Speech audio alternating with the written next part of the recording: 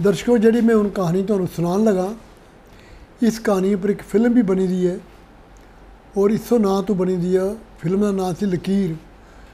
उन्होंने मेरे दोस्त शिवदत्त ने डायरैक्ट किया सी ते इसका स्क्रीन प्ले इस कहानी का जो लिखा सी वो अली अदालत ने लिखा सी, जोड़े कि लंडन च होंदे न। उन्होंने स्क्रीन प्ले ते स्क्रिप्ट जो उसने लिखा सी ते मैं वो कहानी जी फिल्म बनी सी वो पोठवारी में बनी सी, जी कि उन्होंने उत्थे बोली जाती है। तो मैं बुनियादी तौर पर पंजाबी च लिखी सी तो मैं कहानी तुहानूं सुनाना। इसका सिरनामा लकीर। भारत ते पाकिस्तान के संबंधों बारे यह अखान पूरी तरह ढुकदा है कि लोहार की सन्नी कदे अग विच ते कदे पानी विच। अजे रिश्तों के बावजूद दोवां सरकारां दा यह फैसला शलाघायोग सी कि कश्मीर के दोवां पासे वसदे लोगों नूं आपस विच मिलन दिता जाए। इस फैसले मूजब पाकिस्तानी इंतजाम वाले कश्मीर वाल जाण लई मैनू ते मेरी बीवी नूं सरकार वालों प्रवानगी ते रवानगी परमिट मिलिया सी। मिठी तारीख नूं जाण लई जिहड़ी पहली बस श्रीनगर तो मुजफ्फराबाद जानी सी उस विच हाली 10-12 दिहाड़ बाकी सन। मैनू खाड़कुआं वालों कतल दीयां धमकियां भी मिलियां सन, पर मैं अपना इरादा नहीं बदलिया ते पारले कश्मीर विच वसदे अपने साकां लई तोहफे तायफ खरीदण विच रुझे रहा। असीं दोवें मियाँ बीवी खुश सां।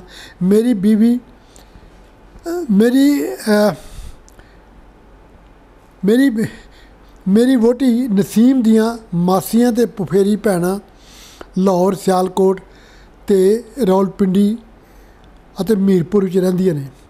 ਭਾਰਤ ਤੇ ਪਾਕਿस्तान ਦੇ ਨਿੱਜੀ ਤੇ ਸਰਕਾਰੀ ਟੈਲੀਵਿਜ਼ਨ ਚੈਨਲ ਸਾਡੇ ਰਿਸ਼ਤੇਦਾਰਾਂ ਦੇ ਇੰਟਰਵਿਊ ਵਿਖਾ ਰਹੇ ਸਨ ਤੇ ਅਖਬਾਰਾਂ ਵਿੱਚ ਸੁਰਖੀਆਂ ਵੀ ਦਿੱਤੀਆਂ ਜਾ ਰਹੀਆਂ ਸਨ। ਇੰਜ ਦਿਨ ਲੰਘਦੇ ਗਏ ਤੇ ਫਿਰ 5 ਅਪ੍ਰੈਲ 2005 ਦਾ ਉਹ ਦਿਨ ਵੀ ਕੋਲ ਆ ਗਿਆ ਜਦੋਂ ਅਸਾਂ ਜੰਮੂ ਤੋਂ श्रीनगर ਜਾਣਾ ਸੀ ਤਾਂ ਜੇ 7 ਅਪ੍ਰੈਲ ਨੂੰ श्रीनगर ਤੋਂ ਮੁਜ਼ੱਫਰਾਬਾਦ ਜਾਣ ਵਾਲੀ ਪਹਿਲੀ ਬੱਸ ਹੀ ਸਵਾਰ ਹੋ ਸਕੀ। एक इतिहासिक फैसला सी जिहड़ा शायद अमरीकी दबाव कारण भारत ते पाकिस्तान दी सरकारां ने लिया सी, जिस लई अटल बिहारी वाजपेयी, डॉक्टर मनमोहन सिंह ते जनरल मुशर्रफ सभे पासों चौखी वाह बटोरे सन।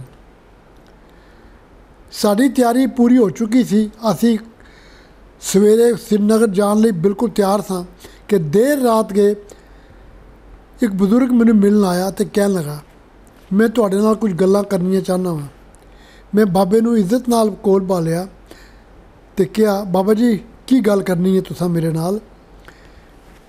मैं तुहाडे नाल कल्लियां गल करनी चाहना हाँ। इत्थे लोकां नाल तुहाडी बैठक भरी पई है।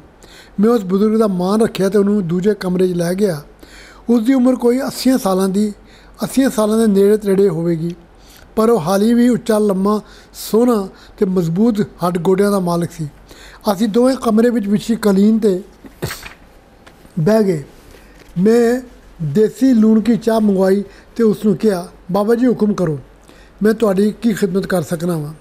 पुत्र मैं तैनूं 2-4 बारी टैलीविजन चैनलों पर वेख्या है। पता चलिया कि तू पारले कश्मीर जा रहा जिथे मेरी साबरी रहिंदी है। तैनूं वेख के खुरे मैनूं क्यों ये यकीन हो गया कि तू मैनूं निराश नहीं करेगा तो मेरा काम जरूर करेगा। बाबा जी तुसीं फरमाओ, मैनूं खुशी होवेगी जे मैं तुहाडे किसी काम आ सका। मेरा जवाब सुन के बाबे दे मुहांदरे ते रौनक आ गई। उन्हें खंघ नाल संघ साफ किया तो कहन लगा, पुत्र मेरा नाम सजावल चौधरी है। मैं पुरानी तहसील बाग दा रहन वाला। मेरा पिंड भोट भाइयां सी। देश की वंड ते पाकिस्तान बनन नाल मेरे उत्ते दुखां ते मुसीबतां दा पहाड़ टुट पिया। दर्द सूला ने मेरा सीना छलनी करता। दिल दे जख्मां ने डाढ़ा शोर मचाया, पर मैं कुछ नहीं कर सकिया तो वेले हथों बेबस हो गया। बाबा जी गल छेती मुकाओ, मैनूं मिलण लई कई साख संबंधी ते यार बेली आए ने। मैं उन्हां नाल भी गल्लां करनियां ने, फिर सवेरे श्रीनगर का सफ़र भी करना है। चंगा पुत्र चंगा, मैं छेती गल मुकान की कोशिश करना वा, पर तू गौर नाल सुन ते मेरी मदद कर। रब तैनूं इसदा अजर देगा। पुत्र मैं पोट भाइयां दे नंबरदार चौधरी सराजदीन के घर चाकरी करता सा। माल डंगर ते भेड़ बकरियां चराना, छाह वेले गावां मझां का दुध चोना, जंगल च लोकड़ी करनी ते बसाठियां लियानियां बागां दे रुखां नूं छांघना, दवाइयां छिड़कनियां, घराड़ जाना ते कनक ते मक्कां दा आटा पिसवा के लियाना, बौली तो पानी लियाना, डंगरां नूं नवालना ਅਤੇ रोज़ ਦੇ ਹੋਰ ਕੰਮ करने। फिर राती चौधरी जी ਦੀਆਂ ਲੱਤਾਂ ਦਬਾਉਣੀਆਂ। मेरा प्यो निक्की उम्रे ही फौत हो गया सी। माँ ने दूजा विआह कर लिया सी। मेरा मतरिया प्यो गल गल ते मैनू मारदा, नाले गंदियां गालां कढ़दा सी। अखीर तंग आके मैं घरों भज गया ते चौधरी सराज होरां कोल आ गया। उन्हें मैनू आसरा दिता ते नौकर रख लिया। साफ सुथरी रोटी, खालस दुध, दही, मक्खन ते घ्यो खाण नाल मेरा शरीर वधन फुलन लगा। जवानी नूं पौंगर पैन लगी ते फिर भागां सड़ी जवानी ढलका मारन लगी। मैं मौका मिलदियां ही पिंड दे अखाड़े विच भी जांदा ते रज के डंड बैठकां करदा, भलवानां नाल जोर करदा ते भलवानी दास सिखदा। मेरे डोले पट ते छाती वेख के मुटियारां मैनू रिझाण दा जतन करदियां। उन्हां दियां बेहदातियां अखां मैनू राह अवलड़ा दसदियां। मैं जान बुझ के झल्ला बन जांदा अते अपना झलपुना नहीं छड्डदा। पर एक गाजरी रंग की मुटियार मेरे पिछे पै गई। मैं उहदे कोलों पिछा छुड़ाउण दे बथेरे यतन किए, पर उस शर्मा सड़ी नूं इश्क का चाऽ चढ़िया होया सी। उसका नाम साबरी सी ते वह चौधरी सराज की धी सी। उसदे शरीर के अंग बड़े जचवे सन ते उहदे जही सोहनी कोई विरली ही होवेगी। पर मैनू कोई हक नहीं सी कि मैं नंबरदार की पत ते हथ पावां। मैं चौधरी के एहसानां थले दबिया होया अजिहा चाकर सां जिहदा अपना कुछ भी नहीं सी ते जिहदे नसीबे गोडे गोडे भुख पसरी हुई सी। पर हकी गल यह सी कि साबरी मैनू गूढ़ चाहन लगी सी। मैं जिन्ना उस कोलों दूर भजदा वो उन्ना ही मेरे नेड़े आउंदी जांदी। कुड़ियां धरेक वांगर वध जांदियां ने ते मापिਆਂ ਨੂੰ पता ही नहीं चलता कि कद उन्हें जवानी की मुहार भी टप लई है ते इश्के की गुड़ती भी चट लई है। साबरी के हुसन की बहार वेख के विचोले चौधरी के घर आन जान लगे। चौधरी दियाँ अखां भी खुलियां ते वह धी लई चंगे रिश्ते की भाल करन लगा। मैं चौधरी का निमक हलाल सां ते नहीं सा चाहता कि इश्क की मुश्क कोठी में फैले। एक दिन जब मैं चौधरी दियाँ लत्तां दबा रहा था तां उन्हें मैनू हुक्का ताज़ा करने का हुक्म दिता। मैं झारी विच ताज़ा पानी पाया, चिलम में तंबाकू भरिया, कुड्डन नाल चुल्हा फरोलिया ते 2-3 अंगियार टोपी विच पाए ते हुक्का नंबरदार के सामने जाके रखिया। उन्हें हुक्के की नाल फड़ी ते सूटे लान लगे ते अपने लोर विच सैफुल मलूक गान लगे। मैं मौके नूं गरीमत समझिया ते हौली जी कहा, सरकार मैं अपना घराड़ चलाना चाहना वा। सवेरे शामी तुहाड़ी चाकरी करदा रहांगा पर दिन नूं घराड़ चलांगा। उंज तां तुहाडे हुंदियां मैनू किसी चीज़ की थोड़ नहीं है, पर मैं अपने पैरों ते खलोना चाहना वा। जे तुसीं इजाज़त दिओ तां मैं जंगल लागे वहंदी नदी ते घराड़ बनावांगा। सवेरे घर का सारा काम मुका के डंगर लै जाया करांगा, घराड़ भी चलांगा ते डंगर भी चरा के लियांगा। चौधरी होरां मैनू इजाज़त दे दित्ती ते मैं घराड़ चलान लगा। मैं सोचा सी कि इंज साबरी कोलों मेरा पिछा छुट जाएगा, पर मैं गलती ते सां। साबरी शिकरे की अख रखती सी। वो अपनी सहेलियां नाल रोज़ सैर करन दे बहाने घराड़ ते आ जांदी। वो सारियां माहिए टप्पे बालो ते कैंची गाउंदियां ते मैनू रिझांदियां। मैं पहलू झकदा रहा, संगदा रहा, फिर अंत नूं मैं दिल के बूहे की कुंडी खोल दी तो साबरी अडोल मेरे दिल की कुली अंदर वड़ गई तो पानी मगर मेरे तो डुल पई। तुहानूं तो पता ही होएगा कि पानी बड़ा मनमोजी होंदा है। इसदा जी करे तो तरदियां नूं डोब दिंदा है तो डुबदियां नूं तार छड्डदा है। होरे मैं डुबिया सां कि तरिया सां, पर खरी गल यह है कि पानी जे अग कोल रवे तां पानी नूं उबाला आ ही जांदा है। तो मैनू पता ही नहीं चलिया भी कदों इश्क का नाग उबलते पानी विचों निकलिया तो मेरे कालजे नूं डंग मार गया। मैं उस नार पटोली नूं अखां की पुटारी विच रख लिया तो उहदे सकड़े जान लगा। मैं भी रांझे वांगू वंजली फड़ लई तो साबरी के प्यार गीतां का हिस्सा बन गया। असीं रोज़ मिलन लगे। साडे न्यू ने अंग अंग विच प्यार पींघां पाईयां तो मैं अपनी नींदरां साबरी दे नाल लाईयां। उस रोज़ नूर पीर वेले घराड़ ते आंदी ते मेरे लिए मक का मिठा रोड़ पका के लियांदी। ਗੋਕੇ ਘਿਓ ਵਿੱਚ ਨਰੋਈ ਚੂਰੀ ਕੁੱਟ ਕੇ ਆਪਣੇ ਹੱਥੋਂ ਖਵਾਉਂਦੀ। ਫਿਰ ਅਸੀਂ ਗੱਲਾਂ ਕਰਦੇ, ਹੱਸਦੇ ਗਾਉਂਦੇ। ਹੌਲੀ ਹੌਲੀ ਸਾਡੇ ਇਸ਼ਕ ਦੇ ਤਾਪ ਦਾ ਸੇਕ ਸਾਬਰੀ ਦੇ ਮਾਪਿਆਂ ਤੀਕਰ ਪਹੁੰਚਣ ਲੱਗਾ। ਇਸ ਤੋਂ ਪਹਿਲਾਂ ਕਿ ਇਹ ਸੇਕ ਉਹਨਾਂ ਨੂੰ ਸਾੜ ਦੇਵੇ, ਉਹ ਸਾਬਰੀ ਲਈ ਵਰ ਢੂੰਡਣ ਲੱਗੇ। ਰਿਸ਼ਤੇ ਆਉਣ ਲੱਗੇ, ਪਰਖ ਪੜਚੋਲ ਹੋਣ ਲੱਗੀ। ਇੱਕ ਆਧ ਥਾਂ 'ਤੇ ਗੱਲ ਅੱਗੇ ਵਧਣ ਵੀ ਲੱਗੀ। ਮੈਂ ਚੁੱਪ ਸਾਂ, ਕਿਉਂ ਜੇ ਚਾਕਰ ਹਮੇਸ਼ਾ ਮਾਲਕ ਦੇ ਦਾਬੇ ਹੇਠ ਰਹਿੰਦਾ ਹੈ। ਪਰ ਸਾਬਰੀ ਨੇ ਹੌਸਲਾ ਕਰਕੇ ਲਿੱਸੀ ਜੀ ਆਵਾਜ਼ ਵਿੱਚ ਆਪਣੀ ਮਾਂ ਨੂੰ ਕਿਹਾ, ਮੈਂ ਸਜਾਵਲ ਨਾਲ ਨਿਊ ਲਾਇਆ ਹੈ। ਉਹ ਮੇਰਾ ਰਾਂਝਾ ਜੋਗੀ ਹੈ ਅਤੇ ਮੈਂ ਉਸਦੀ ਜੋਗਨ। ਸਾਡੀ ਜੋੜੀ ਬੜੀ ਫੱਬਦੀ ਹੈ, ਮੈਂ ਉਹਦੇ ਬਗੈਰ ਨਹੀਂ ਰਹਿ ਸਕਦੀ ਜ਼ਿੰਦਾ। ਤੁਸੀਂ ਬਾਹਰ ਫੇਰੀਆਂ ਮਾਰਨੀਆਂ ਬੰਦ ਕਰੋ ਅਤੇ ਸਾਡਾ ਵਿਆਹ ਕਰਾ ਦਿਓ। ਮੈਂ ਤੁਹਾਡੀ ਇਕੱਲੀ ਧੀ ਹਾਂ। ਸਜਾਵਲ ਸਾਡੇ ਘਰ ਵਿੱਚ ਹੀ ਰਹੇਗਾ ਅਤੇ ਸਾਰੀ ਉਮਰ ਤੁਹਾਡੀ ਸੇਵਾ ਕਰੇਗਾ। ਉਸਦਾ ਤੁਹਾਡੇ ਬਗੈਰ ਹੋਰ ਕੋਈ ਨਹੀਂ ਹੈ। ਉਹ ਇੱਥੇ ਹੀ ਪਲਿਆ ਹੈ ਅਤੇ ਇੱਥੇ ਹੀ ਆਪਣੀ ਗ੍ਰਹਿਸਤੀ ਬਣਾਏਗਾ। ਮਾਂ, ਤੂੰ ਅੱਬੇ ਜੀ ਨੂੰ ਸਮਝਾ। ਸਾਬਰੀ ਦੀ ਗੱਲ ਸੁਣ ਕੇ ਮਾਂ ਅੱਖਾਂ ਫਾੜ ਕੇ ਵੇਖਣ ਲੱਗੀ ਅਤੇ ਕਹਿਣ ਲੱਗੀ, ਸਾਬਰੀ, ਚੌਧਰੀ ਨੂੰ ਕਹਿਰ ਚੜ੍ਹਿਆ ਹੋਇਆ ਹੈ। ਉਹ ਸਜਾਵਲ ਦੇ ਡਕਰੇ ਕਰ ਦੇਗਾ। ਇਹ ਗੱਲ ਕਦੀ ਸੋਚੀ ਵੀ ਨਹੀਂ ਜਾ ਸਕਦੀ। ਨੰਬਰਦਾਰ ਦੀ ਕੁੜੀ ਨੌਕਰ ਨਾਲ ਵਿਆਹੀ ਜਾਵੇ, ਇਹ ਅਨਰਥ ਹੈ। ਉਸ ਕੋਲ ਹੈ ਹੀ ਕੀ ਹੈ? ਤੈਨੂੰ ਕਿੱਥੋਂ ਖਵਾਏਗਾ? ਸਾਬਰੀ, ਕੱਖਾਂ ਨਾਲ ਆਲਣੇ ਤਾਂ ਪੈਂਦੇ ਨੇ ਪਰ ਘਰ ਨਹੀਂ ਉਸਰਦੇ। ਤੈਨੂੰ ਸਜਾਵਲ ਨੇ ਟੂਣਾ ਕਰ ਦਿੱਤਾ ਹੈ, ਇਸ ਲਈ ਤੂੰ ਇੰਝ ਬਕਵਾਸ ਕਰ ਰਹੀ ਹੈ। ਮਾਂ ਸੁਣ, ਝੂਠ ਨੂੰ ਫਟਕਾਰ ਅਤੇ ਹੱਕ ਨੂੰ ਸਤਿਕਾਰ। ਇਸ ਲਈ ਆਪਣਾ ਅਤੇ ਸਾਡਾ ਮਾਣ ਰੱਖ ਲੈ। ਪਰ ਉਹ ਟਸ ਤੇ ਮਸ ਨਹੀਂ ਹੋਈ। ਇੱਕ ਦਿਨ ਜਦ ਘਰ ਵਿੱਚ ਪਤਾਸਿਆਂ ਦੇ ਟੋਕਰੇ ਆਏ ਤਾਂ ਸਾਬਰੀ ਨੇ ਹੋਣ ਵਾਲੀ ਕੁੜਮਾਚਾਰੀ ਨੂੰ ਆਰੀ ਨਾਲ ਵੱਢਣ ਦਾ ਫੈਸਲਾ ਕਰ ਲਿਆ। ਅੱਧੀ ਰਾਤੀ ਉਹ ਬੇਖੌਫ ਹੋ ਕੇ ਮੇਰੇ ਘਰਾੜ 'ਤੇ ਆਈ ਅਤੇ ਕਹਿਣ ਲੱਗੀ, ਚੱਲ ਨੱਠ ਚੱਲੀਏ ਇੱਥੋਂ। ਮੇਰੇ ਮਾਪੇ ਨਹੀਂ ਮੰਨਦੇ। ਚੱਲ ਚੱਲੀਏ ਅਤੇ ਕੋਈ ਅਜਿਹੀ ਥਾਂ ਢੂੰਡੀਏ ਜਿੱਥੇ ਨਾ ਕੋਈ ਧਰਮ ਹੋਵੇ ਅਤੇ ਨਾ ਹਸਬ ਨਸਬ, ਨਾ ਜਬਰ ਹੋਏ, ਨਾ ਕਹਿਰ, ਵਹਿਸ਼ਤ ਹੋਏ ਨਾ ਦਹਿਸ਼ਤ। ਚੱਲ ਉੱਥੇ ਜਾ ਕੇ ਵਸੀਏ। ਮੈਂ ਬੜਾ ਰੋਕਿਆ, ਚੋਖਾ ਸਮਝਾਇਆ, ਪਰ ਉਸਨੇ ਇੱਕ ਨਹੀਂ ਸੁਣੀ ਅਤੇ ਫਿਰ ਅਸੀਂ ਦੋਵੇਂ ਰਾਤੋਂ ਰਾਤ ਉੱਥੋਂ ਨਿਕਲ ਪਏ। ਅਸੀਂ ਔਖੀਆਂ ਟੱਕੀਆਂ ਪਹਾੜੀ ਗਲੇ ਅਤੇ ਢੋਕਾਂ ਚੜ੍ਹਨ ਲੱਗੇ, ਨਦੀ ਨਾਲੇ ਅਤੇ ਦਰਿਆ ਟੱਪਣ ਲੱਗੇ ਅਤੇ ਅਖੀਰ ਰਜੌਰੀ ਦੇ ਇੱਕ ਪਿੰਡ ਸਾਜ ਵਿੱਚ ਆ ਗਏ। ਅਸਾਂ ਦੋਵਾਂ ਨਿਕਾਹ ਕਰਾ ਲਿਆ। ਮੈਂ ਸਾਜ ਨਦੀ 'ਤੇ ਹੀ ਆਪਣਾ ਘਰਾੜ ਬਣਾਇਆ ਅਤੇ ਕਣਕ ਅਤੇ ਮੱਕਾਂ ਪੀ ਕੇ ਨਾਲੇ ਆਟਾ ਵੇਚ ਕੇ ਰਿਜ਼ਕ ਕਮਾਉਣ ਲੱਗਾ।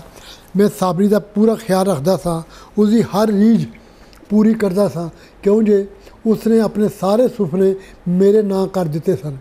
ਅਸੀਂ ਦੋਵੇਂ ਖੁਸ਼ ਸਾਂ। ਸਾਡਾ ਆਪਣਾ ਨਿੱਕਾ ਜਿਹਾ ਕੋਠਾ ਵੀ ਪਾ ਲਿਆ ਸੀ।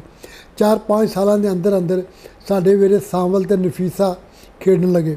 ਮੈਂ ਡਟ ਕੇ ਮਿਹਨਤ ਕਰਨ ਲੱਗਾ ਅਤੇ ਘਰਾਟ ਨਾਲ ਹੀ ਇੱਕ ਨਿੱਕੀ ਜਿਹੀ ਦੁਕਾਨ ਵੀ ਖੋਲ੍ਹ ਲਈ, ਜਿੱਥੇ ਪਿੰਡਾਂ ਦੇ ਲੋਕ ਸ਼ਹਿਦ, ਮੋਠ, ਰਾਜਮਾ, ਦੇਸੀ ਘਿਓ, ਗੀਦਾ ਚੌਲ, ਗੁੱਛੀਆਂ ਅਤੇ ਕਈ ਹੋਰ ਸ਼ੈਵਾਂ ਵੇਚਣ ਲਈ ਲਿਆਂਦੇ ਅਤੇ ਬਦਲੇ ਵੀ ਲੋੜੀਂਦਾ ਸੌਦਾ ਖਰੀਦ ਕੇ ਲੈ ਜਾਂਦੇ।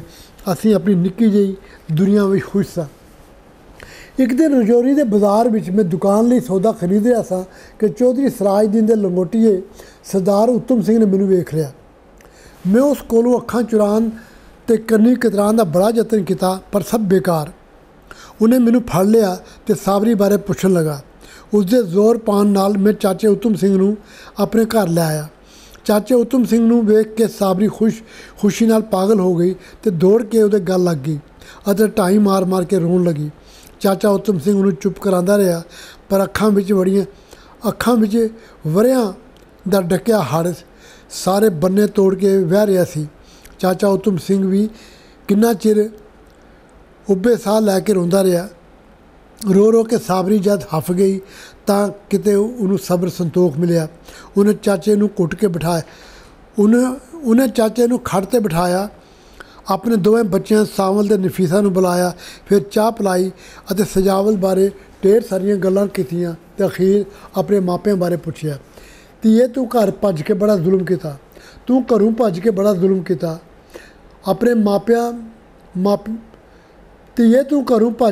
ਬੜਾ ਜ਼ੁਲਮ ਕੀਤਾ ਆਪਣੇ ਮਾਪਿਆਂ 'ਤੇ। ਤੂੰ ਚੌਧਰੀ ਸਰਾਜਦੀਨ ਦੀ ਟਾਬਰੀ ਦਾ ਚਿਰਾਗ ਸੈਂ ਅਤੇ ਤੈਨੂੰ ਉਹਨਾਂ ਲਾਡਾਂ ਨਾਲ ਪਾਲਿਆ ਸੀ। पर तू सजावल दे प्यार 'च अन्नी हो गई ते घरों भज गई। तू प्यो दी लज नूं कज्जण दी थां भंडण दा काम कीता। जद चौधरी नूं पता चलिया तां उसने अपनी दुनाली कढ़ लई ते सजावल नूं मारन लई टुर पिया। उस नाल उहदे गोगे भी सन। किसे ने दातरी फड़ी, किसे बरछा ते किसे ने किरच ते किसे तलवार ते किसे ने तलवार। जिहदे हत्थ जो आया वो चौधरी नाल तुर पिया।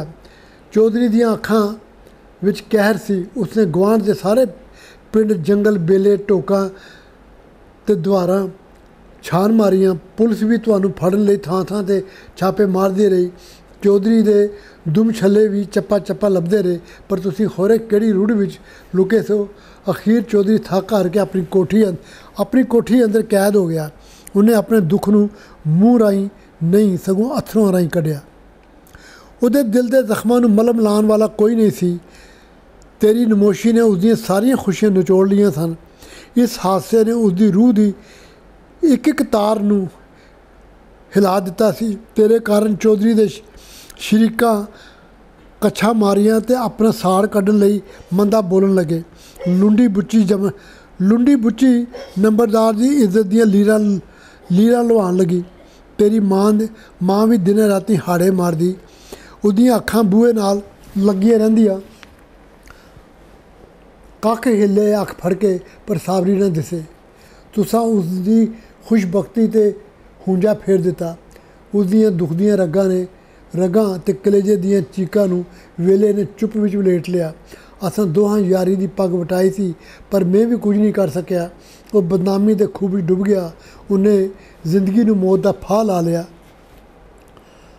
हवेली वीरान ते मां नमोचान हो गई।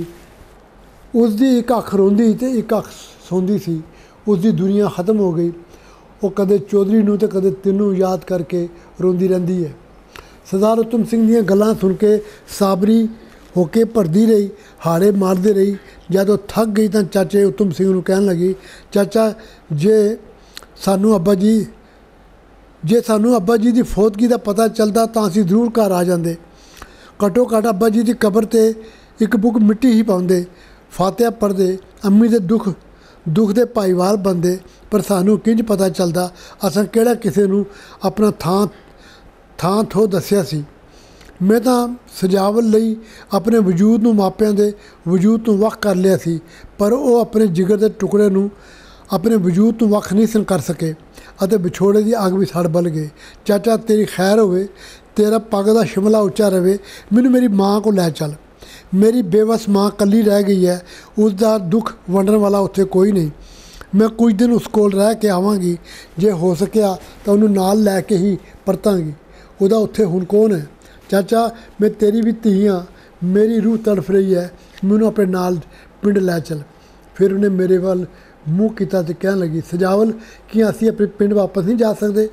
कि असीं अपने घर नहीं रह सकते? उत्थे रह के असीं अम्मी की भी सेवा करांगे, अबू का कामकाज सांभांगे। मैं साबरी नूं समझाया कि रब की मेहर नाल साडा इत्थे कारोबार वधिया चल रहा है। बच्चे भी चंगे स्कूल पढ़न लई पाए ने, इसलिए अपने बच्चों की बेहतरी लई असीं इत्थे ही रवांगे। रुझेवियां कारण मैं आप ते ना गया, पर साबरी नूं चौधरी की कबर ते फातिहा कहन अते मां नाल कुछ दिन रहन वास्ते जान की इजाज़त दे दी।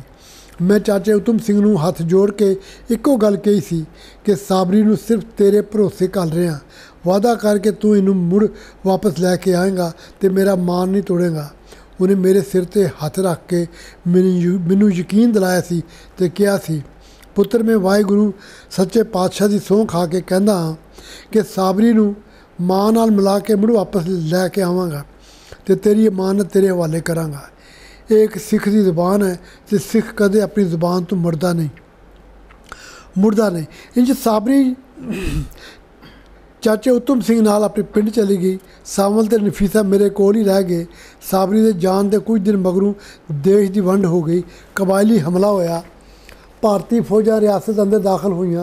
कबायलियां नूं खुदेड़न लई सिटा यह निकलिया कि भारत के नाल नाल जम्मू ते कश्मीर की भी वंड हो गई। साबरी भोट भाइयों में रह गई तो उसका सजावल रजौरी में। उसके जान मगरों मैं विछोड़े के ताप तपदा रहा, पर अपने फर्जा पूरा करता रहा। मैं बड़ी मेहनत की। ਸਾਂਵਲ ਤੇ ਨਫੀਸਾ ਨੂੰ ਪੜ੍ਹਾਇਆ ਤੇ ਰਜੌਰੀ ਵਿੱਚ ਆਟੇ ਦੀ ਇੱਕ ਵੱਡੀ ਮਿੱਲ ਲਾ ਲਈ। ਨਫੀਸਾ ਦਾ ਵਿਆਹ ਇੱਕ ਸੌਖੇ ਘਰ 'ਚ ਕਰਾਇਆ। ਸਾਂਵਲ ਵੀ ਬੱਚਿਆਂ ਵਾਲਾ ਹੈ। ਉਹ ਅੱਜ ਕੱਲ੍ਹ ਮਿੱਲ ਦਾ ਸਾਰਾ ਕੰਮ ਕਾਜ ਸਾਂਭਦਾ ਹੈ। ਦਿਨ ਬੜੇ ਸੌਖੇ ਲੰਘ ਰਹੇ ਨੇ, ਪਰ ਮੇਰੀ ਰੂਹ ਬੇਚੈਨ ਹੈ। ਉਹ ਸਾਬਰੀ ਨੂੰ ਮਿਲ ਨਹੀਂ ਤੜਫ ਰਹੀ ਹੈ। ਜ਼ਿੰਦਗੀ ਦਾ ਕੀ ਭਰੋਸਾ, ਪਤਾ ਨਹੀਂ ਕਦ ਰੂਹ ਸਰੀਰ ਨੂੰ ਛੱਡ ਦੇ। ਇਸ ਲਈ ਪੁੱਤਰ, ਮੈਂ ਤੇਰੇ ਕੋਲ ਆਇਆ ਕਿ ਤੂੰ ਮੇਰੀ ਸਾਬਰੀ ਦਾ ਪਤਾ ਲਗਾ ਦੇ ਕਿ ਉਹ ਜ਼ਿੰਦਾ ਵੀ ਹੈ ਕਿ ਮਰ ਗਈ ਹੈ। ਜੇ ਹਯਾਤ ਹੈ ਤਾਂ ਕੀ ਆਪਣੇ ਘਰ ਵਿੱਚ ਹੀ ਰਹਿ ਰਹੀ ਹੈ ਜਾਂ ਕਿਤੇ ਹੋਰ। ਮੈਂ ਪੁੱਤਰ ਮਰਨ ਤੋਂ ਪਹਿਲਾਂ ਸਾਬਰੀ ਦਾ ਮੂੰਹ ਵੇਖਣਾ ਚਾਹੁੰਦਾ ਵਾਂ, ਇਸ ਲਈ ਮੇਰੀ ਮਦਦ ਕਰ।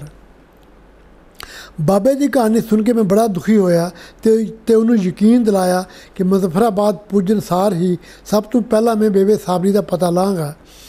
ਉਹਨੂੰ ਆਪ ਮਿਲ ਕੇ ਤੇਰੇ ਬਾਰੇ ਸਾਰੀਆਂ ਗੱਲਾਂ ਸੁਣਾਂਗਾ ਅਤੇ ਵਾਪਸੀ 'ਤੇ ਇਨਸ਼ਾਅੱਲਾ ਤੈਨੂੰ ਸਭ ਕੁਝ ਦੱਸਾਂਗਾ।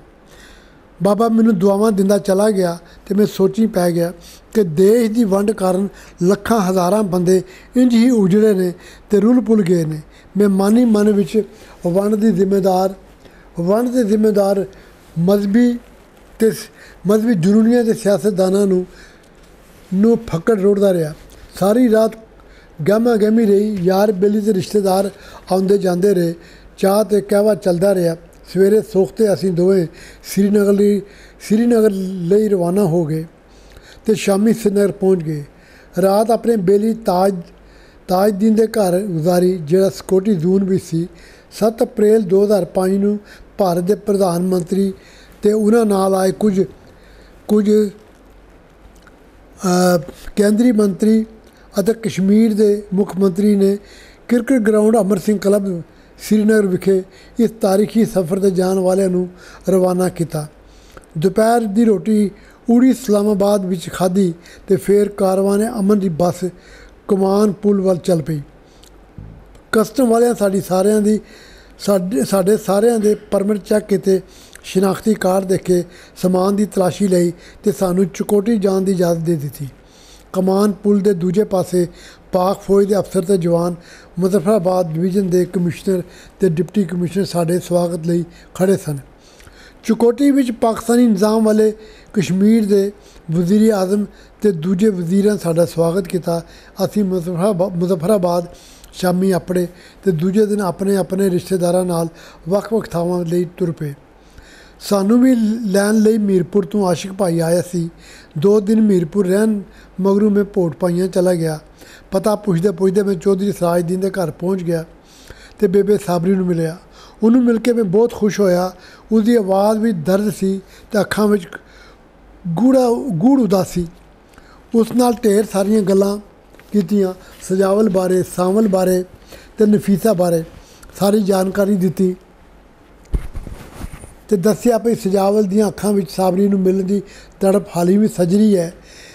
ਬੇਬੇ ਸਾਬਰੀ ਇਹ ਗੱਲਾਂ ਸੁਣ ਕੇ ਟਾਈਆਂ ਮਾਰ ਕੇ ਰੋਣ ਲੱਗੀ ਤੇ ਕਹਿਣ ਲੱਗੀ, ਸਜਾਵਲ ਨੇ ਤਾਂ ਆਪਣੇ ਦੁੱਖ ਸੁਨੇਹੇ ਸੁਣਾ ਦਿੱਤੇ, ਪਰ ਮੇਰੇ ਦਰਦ ਵਿਛੋੜਿਆਂ ਦਾ ਉਹਨੂੰ ਕਿੰਝ ਪਤਾ ਚੱਲਦਾ। ਮੈਂ ਬੜੇ ਯਤਨ ਕੀਤੇ ਕਿ ਕਿਸੇ ਤਰ੍ਹਾਂ ਸਜਾਵਲ ਕੋਲ ਜਾ ਸਕਾਂ, ਪਰ ਸਰਹੱਦਾਂ ਦੀ ਕੰਡਿਆਲੀ ਤਾਰ ਨੇ ਮੇਰੀ ਆਤਮਾ ਨੂੰ ਲੋਹ-ਲੁਹਾਨ ਕਰ ਦਿੱਤਾ। ਫਿਰ ਵੀ ਰੱਬ ਸੱਚੇ ਨੂੰ ਮੇਰੀ ਹਾਲਤ 'ਤੇ ਤਰਸ ਨਹੀਂ ਆਇਆ। ਬੇਬੇ ਸਾਬਰੀ ਨੇ ਮੇਰੇ ਸਾਹਮਣੇ ਦੁੱਧ ਦਾ ਗਲਾਸ ਰੱਖਿਆ ਤੇ ਫਿਰ ਆਪਣੀ ਹੱਡ ਵਰਤੀ ਸੁਣਾਉਣ ਲੱਗੀ। ਚਾਚੇ ਉੱਤਮ ਸਿੰਘ ਨਾਲ ਜਦੋਂ ਮੈਂ ਆਪਣੇ ਪਿੰਡ ਵਾਪੜੀ ਤਾਂ ਅਸਾਂ ਦੋਵਾਂ ਮਾਵਾਂ ਧੀਆਂ ਆਪਣੇ ਦੁੱਖ ਫਰੋਲੇ ਤੇ ਰੱਜ ਕੇ ਨੀਰ ਡੋਲੇ। ਮਾਂ ਨੇ ਮੈਨੂੰ ਕੋਸਿਆ ਤੇ ਕਿਹਾ, ਸਾਡੀ ਸਿਰਫ ਕਹਾਣੀ ਰਹਿ ਗਈ, ਕੱਲੀ ਜਿੰਦ ਨਿਮਾਣੀ ਰਹਿ ਗਈ। ਤੇਰੀ ਦੀਦ ਨੂੰ ਮੇਰੇ ਨੈਣ ਸਵਾਲੀ ਹੋ ਗਏ। ਤੈਨੂੰ ਯਾਦ ਕਰਕੇ ਅਥਰੂ ਡੁੱਲ ਪੈਂਦੇ ਤੇ ਕੱਖਾਂ ਵਿੱਚ ਰੁੱਲ ਪੈਂਦੇ। ਮੇਰੇ ਦੁੱਖਾਂ ਦੀ ਬੇੜੀ ਦਰਦ ਦੀਆਂ ਛੱਲਾਂ ਨਾਲ ਖਹਿੰਦੀ ਰਹਿੰਦੀ। ਡੰਗਰ ਵੀ ਆਪਣੇ ਘਰ ਨੂੰ ਨਹੀਂ ਭੁੱਲਦੇ, ਪਰ ਤੂੰ ਸਭ ਕੁਝ ਭੁੱਲ ਗਈ। ਮਾਪੇ, ਘਰ, ਪਿੰਡ, ਸਭ ਕੁਝ ਤੇਰੇ ਬਗੈਰ ਸੁੰਜੀ ਹਵੇਲੀ ਵਿੱਚ ਹਾਸੇ ਰੁੱਸ ਗਏ। ਫਿਰ ਹੰਝੂ ਮੁੱਕ ਗਏ ਤੇ ਹੋਕੇ ਸੁੱਕ ਗਏ। ਕਿਉਂ ਜੇ ਹਿਜਰ ਵਿਛੋੜੇ ਦੇ ਜ਼ਖਮਾਂ ਲਈ ਵੇਲਾ ਸਭ ਤੋਂ ਵੱਡੀ ਮਲਮ ਹੁੰਦਾ ਹੈ। ਫਿਰ ਉਹਨੇ ਮੈਨੂੰ ਗਲ ਵੱਕੜੀ ਪਾ ਲਈ ਤੇ ਮੈਨੂੰ ਚੁੰਮਣ ਲੱਗੀ। ਬੇਚੈਨ ਰੂਹਾਂ ਨੂੰ ਸਕੂਨ ਮਿਲਿਆ, ਕਾਲਜੇ ਵਿੱਚ ਠੰਡ ਪੈ ਗਈ। ਫਿਰ ਮੈਂ ਅੰਮਾ ਨੂੰ ਸਜਾਵਲ, ਸਾਂਵਲ ਤੇ ਨਫੀਸਾ ਬਾਰੇ ਦੱਸਿਆ ਤੇ ਉਹਨੂੰ ਯਕੀਨ ਦਿਲਾਇਆ ਕਿ ਅਸੀਂ ਰਜੌਰੀ ਵਿੱਚ ਸੁਖੀ ਜੀਵਨ ਗੁਜ਼ਾਰ ਰਹੇ ਹਾਂ ਅਤੇ ਸਾਨੂੰ ਕਿਸੇ ਗੱਲ ਦੀ ਮੁਹਤਾਜੀ ਨਹੀਂ ਹੈ। ਦਾਤੇ ਦਾ ਦਿੱਤਾ ਸਭ ਕੁਝ ਮੌਜੂਦ ਹੈ। ਸਜਾਵਲ ਮੈਨੂੰ ਤੇ ਬੱਚਿਆਂ ਨੂੰ ਹੱਥ ਪਿਆਰ ਕਰਦਾ ਹੈ ਤੇ ਘਰ ਦੀਆਂ ਸਾਰੀਆਂ ਲੋੜਾਂ ਪੂਰੀਆਂ ਕਰਦਾ ਹੈ। ਸਾਰੇ ਸ਼ਰੀਕ ਤੇ ਰਿਸ਼ਤੇਦਾਰ ਤੇ ਪਿੰਡ ਵਾਲੇ ਮੈਨੂੰ ਮਿਲਣ ਆਏ। ਕੁਝ ਪਤਾ ਹੀ ਨਹੀਂ ਚੱਲਿਆ ਵੀ 10-12 ਦਿਨ ਕਿੰਝ ਲੰਘ ਗਏ। ਇੱਕ ਦਿਨ ਚਾਚਾ ਉਤਮ ਸਿੰਘ ਸਾਡੇ ਘਰ ਆਇਆ ਤੇ ਕਹਿਣ ਲੱਗਾ ਕਿ ਕਬਾਇਲੀ ਜੱਥੇ ਰਿਆਸਤ ਵਿੱਚ ਦਾਖਲ ਹੋ ਗਏ ਨੇ ਤੇ ਰਿਆਸਤੀ ਫੌਜਾਂ ਭੱਜ ਗਈਆਂ ਨੇ।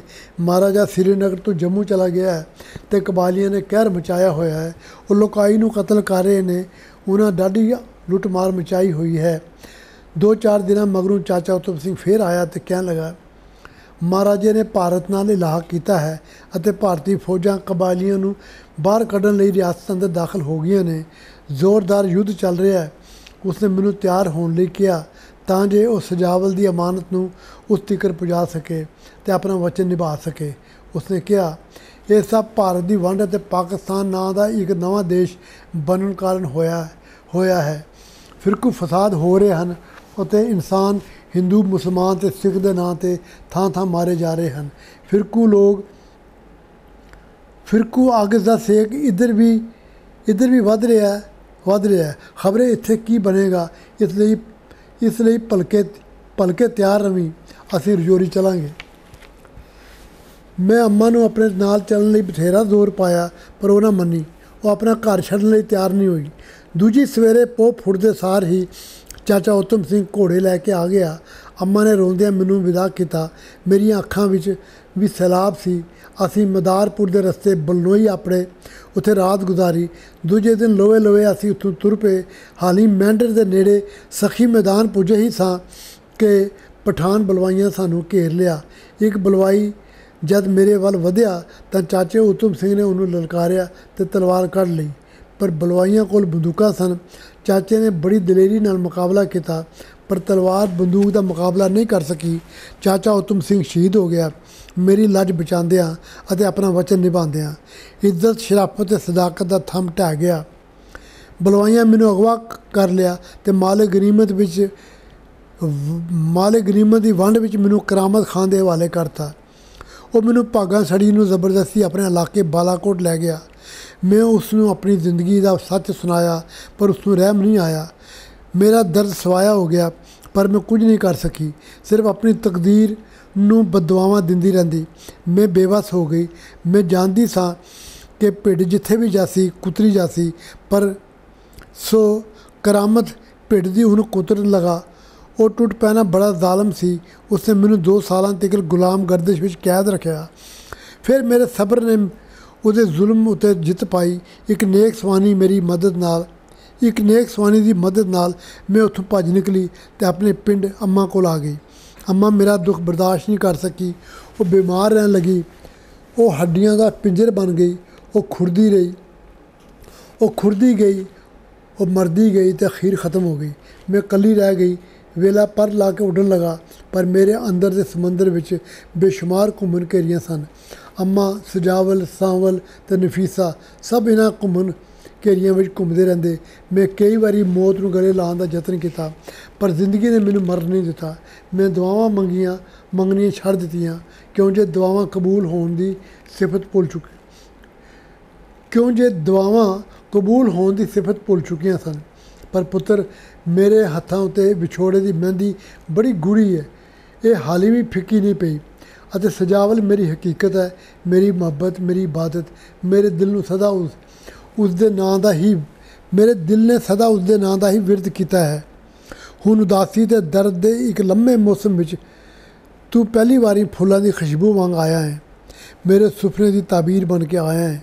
ਮੈਂ ਤੇ ਖੂਹ ਦੀ ਕੰਧ ਵਿੱਚ ਉੱਗੇ ਪਿੱਪਲ ਵਾਂਗਰ ਹਾਂ, ਜਿਸ ਦੀ ਕੋਈ ਪੂਜਾ ਨਹੀਂ ਕਰਦਾ, ਜਿਸ ਨੂੰ ਕੋਈ ਧਾਗਾ ਨਹੀਂ ਬੰਨ੍ਹਦਾ।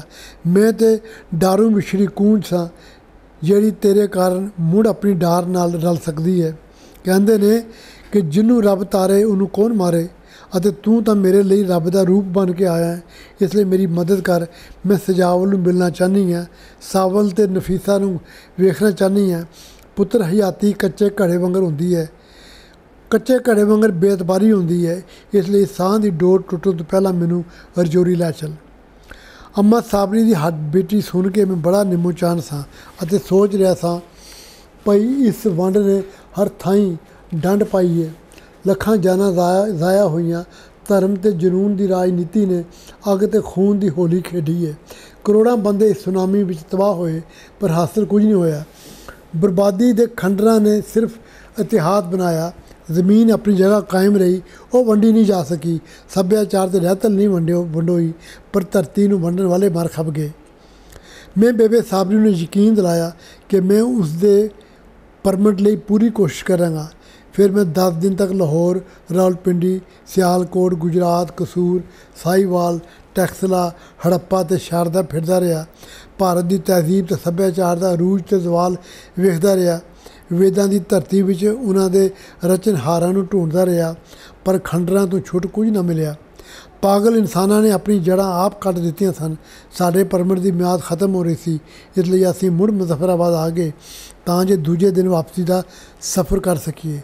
राती मुजफ्फराबाद डिवीजन के कमिश्नर वालों रात के खाने की दावत सी। उत्थे मैं कमिश्नर साहब नूं अम्मा साबरी ते सजावल बाबे की दुख भरी कहानी सुनाई ते गुजारिश की कि अम्मा साबरी नूं सरहद के इस पासे आने की इजाज़त दी जाए। उन्होंने परमिट दे के चक्कां दे बाग वालों साडे वल भेज दिता जाए तां जे अम्मा साबरी सजावल नूं मिल सके, अपने बच्चों सावल ते नफीसा नूं गले ला सके। कमिश्नर साहब ने मैनूं भरोसा दिलाया कि अम्मा साबरी का परमिट बनाने में हर तरह की मदद करनगे। सवेरे असीं मुजफ्फराबाद तो श्रीनगर जाने वाली बस बह गए। सरकारी अफसर ते हज़ारां लोग सानूं रुखसत करने लिए आए। दोपहर का खाना असां मुड़ उड़ी इस्लामाबाद विच खाधा ते शामी 5 बजे श्रीनगर अपड़े। कश्मीर के inspector general police Javed Makhdoomi होरां मैनूं श्रीनगर के पुलिस गैसट हाउस में रखा। दूजे दिन असीं जम्मू अपने घर आ गए। रिश्तेदार ते यार सानूं मिलन आन लगे ਅਤੇ ਉੱਥੇ ਦੇ ਹਾਲਾਤ ਬਾਰੇ ਪੁੱਛਣ ਲੱਗੇ। ਉੱਥੇ ਦੀ ਉन्नति ਤੇ ਤਰੱਕੀ ਬਾਰੇ, ਤਾਲੀਮ ਬਾਰੇ, ਇਕਤਸਾਦੀ ਹਾਲਤ ਬਾਰੇ, ਲੋਕਾਂ ਦੀ ਸਿਆਸੀ ਸੋਚ ਬਾਰੇ। ਸਾਰਾ ਦਿਨ ਅਸੀਂ ਦੋਵੇਂ ਮੀਆਂ ਬੀਵੀ ਆਪਣੇ ਰਿਸ਼ਤੇਦਾਰਾਂ ਬਾਰੇ, ਉੱਥੇ ਦੀ ਸਰਕਾਰ ਬਾਰੇ ਅਤੇ ਲੋਕਾਂ ਦੇ ਖਿਆਲਾਤ ਬਾਰੇ ਗੱਲਾਂ ਕਰਦੇ ਰਹੇ। ਦੀਗਰ ਵੇਲੇ ਮੈਨੂੰ ਸਜਾਵਲ ਬਾਬਾ ਵੀ ਮਿਲਣ ਆ ਗਿਆ। ਮੈਂ ਸਾਰਿਆਂ ਕੋਲੋਂ ਇਜਾਜ਼ਤ ਮੰਗੀ ਤੇ ਬਾਬੇ ਨੂੰ ਲੈ ਕੇ ਆਪਣੇ ਸੌਣ ਵਾਲੇ ਕਮਰੇ 'ਚ ਆ ਗਿਆ। ਮੈਂ ਸਜਾਵਲ ਨੂੰ अम्मा साबरी नाल अपनी मुलाकात का सारा हाल सुनाया। उस नाल बीती सारी कहानी सुनाई। सजावल मेरी गल्लां सुन के रोंदा रहा। मैनूं हौसला दिता तो दस्सिया कि छेती ही बेबे साबरी तुहानूं मिलन आ रही है तो उसके परमिट बनने की कार्रवाई शुरू हो चुकी है। उत्थे दे सरकारी अफसरां मैनूं यकीन दवाया है कि वो इस सिलसिले में अम्मा साबरी की पूरी मदद करनगे। बाबा बड़ा खुश होया तो मैनूं ढेर सारियां दुआवां दिंदा होया चला गया। 1.5-2 महीने मगरों एक दिन मैनूं सजावल बाबे का फ़ोन आया। वो बड़ा खुश सी। उन्हें दस्सिया कि साबरी चक्कां दे बाग वाले रस्ते तो रावलाकोट पुंछ वाली बस से आई है तो हुण रजौरी अपनी है। उन्होंने लैन लई सजावल बाबा, सावल, नफीसा ते उन्हां दे बच्चे सभे चक्कां दे बाग गए सन। सजावल ने दस्सिया कि बेबे साबरी नूं सिर्फ 15 दिनों का परमिट मिलिया है, जिसनूं होर 15 दिन तोड़ी वधाया जा सकता है। पर वो चाहता सी कि साबरी नूं रजौरी विच पक्की तरह रहने की इजाज़त मिल जाए तो इस बारे वो मेरी मदद लेना चाहता सी।